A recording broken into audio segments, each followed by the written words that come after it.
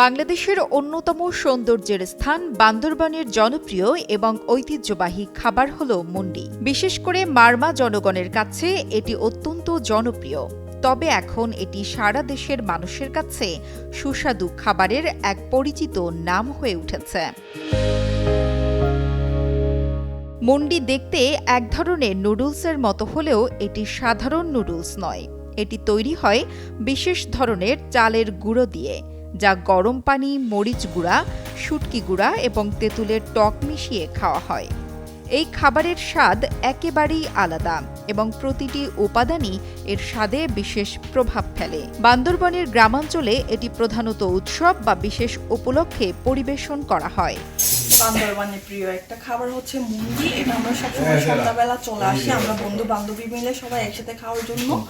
আর এই খাবারটা খুব প্রিয় খাবার আমাদের একটা, এটা হচ্ছে আমাদের একটা ট্রেডিশনাল খাবার, আর বাইরের টুরিস্টরাও খুব পছন্দ করে খাবারটাকে।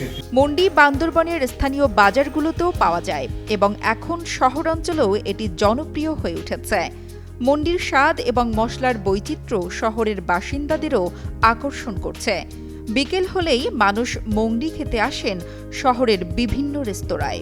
মুন্ডি হচ্ছে আমাদের একটি জনপ্রিয় খাবার, বিশেষ করে বান্দরবনে একটি জনপ্রিয় খাবার হিসেবে সবাই খেতে আসে এবং এই খাবারটিও অনেক মজার। মুন্ডির এই বিশেষ খাবারের অন্যতম আকর্ষণ হলো এর পুষ্টিকর উপাদান।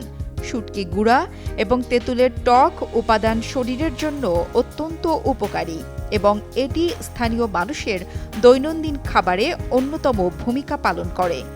গরম পানি দিয়ে মিশিয়ে তৈরি হওয়া এই খাবারটি খেতে খুবই তাজা এবং ঠান্ডা এলাকা বা শীতকালে বিশেষভাবে জনপ্রিয়। মুন্ডি আজ শুধু মারমা পাহাড়িদের নয়, এটি সারা দেশের মানুষের কাছে একটি পরিচিত এবং প্রিয় খাবারে পরিণত হয়েছে।